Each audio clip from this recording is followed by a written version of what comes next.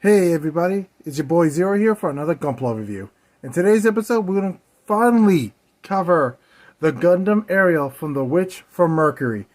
I've been wanting to get this Gundam for months, but with every pre-order mostly being sold out, and it's taking forever for a lot of places to get it, I got lucky last week with Mecha Warehouse, who had it really decently priced, and it got here in like 4 to 5 days. That may vary depending where you live, but I have to give him props because it was great. The guy who runs it is nice and quick to respond, quick shipping, great. Also, I want to thank everyone for being, awesome and leaving all the positive messages on all the positive comments on my posts.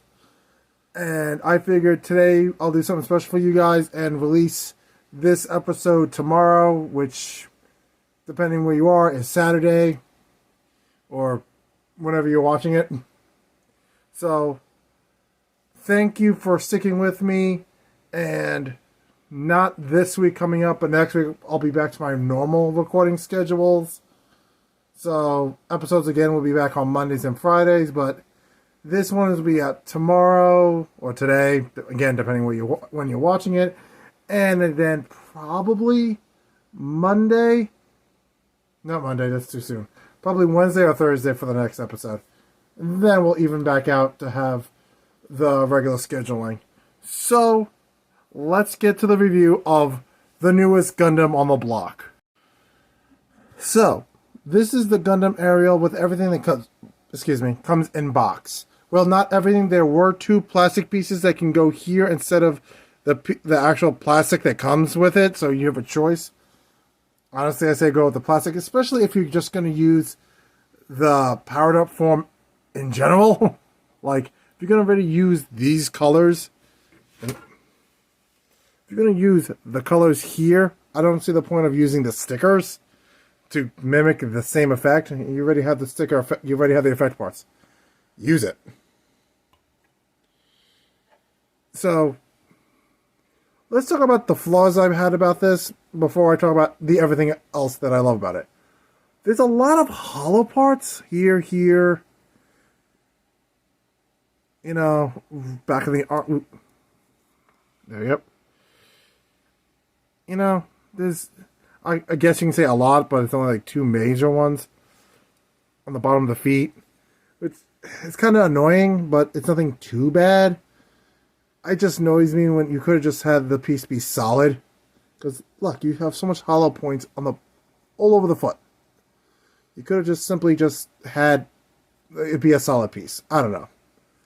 Aside from that, the head is a bit loose. So you gotta be careful when you're bending the head up or down.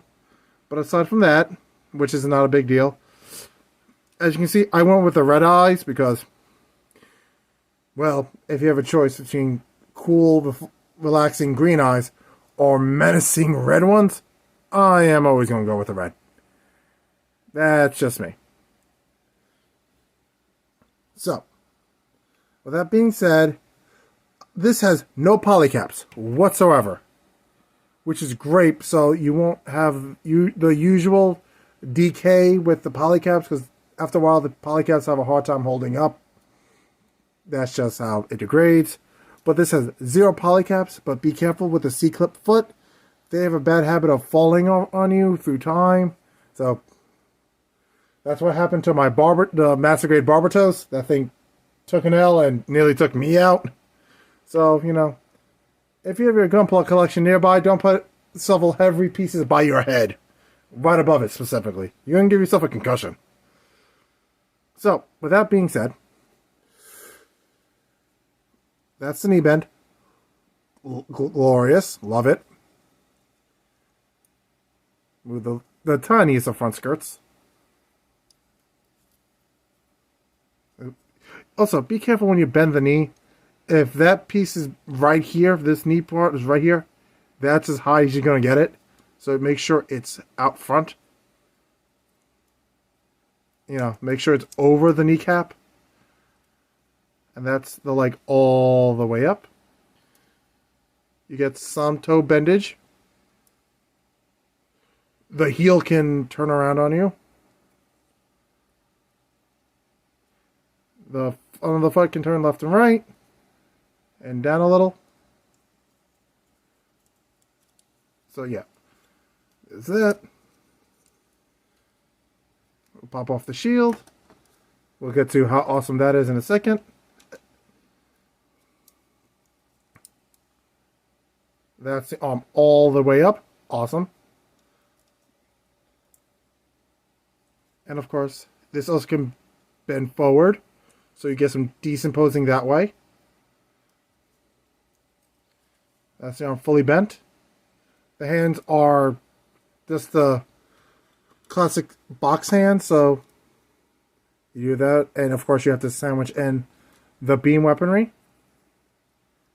This side skirting, if you can call it that, goes up and down. That's not much there. This is just a plug to keep the beam rifle in when you don't have it in the hand. And of course, the beam saber goes here when it's not in use. And of course, you have the beam rifle that can also have the beam effect that becomes an actual blade.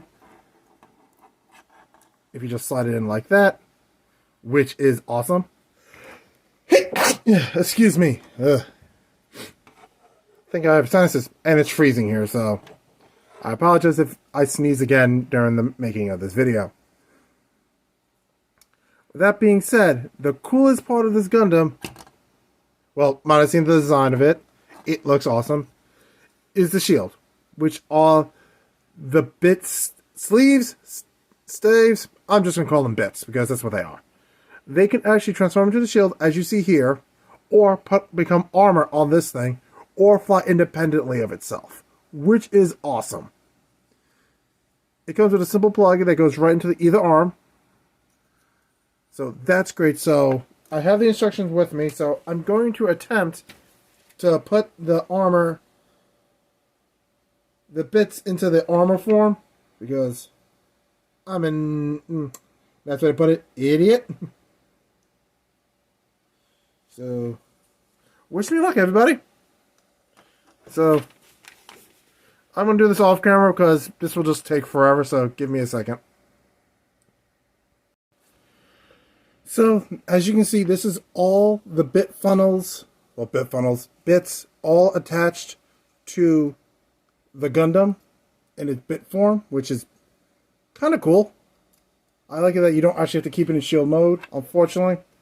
You do have this leftover piece just sitting there, so unfortunately, and there is a unique stand that is coming out that you can put all the bits on it, so you can be like in the show when you can fly or have it appear to be flying around. Of course, it has two beam sabers that get put on the backpack like so. Crazy. So I do have a mini stand next to me, so let's see what this looks like in the air. Let's move the camera up to give it some height. There we go. And this is just a cheap stand you can get like on Amazon. I got like, you can get like a bundle of them for like $8 to $10. You get like 4 or 5 of them. So let's pop it in a quick pose.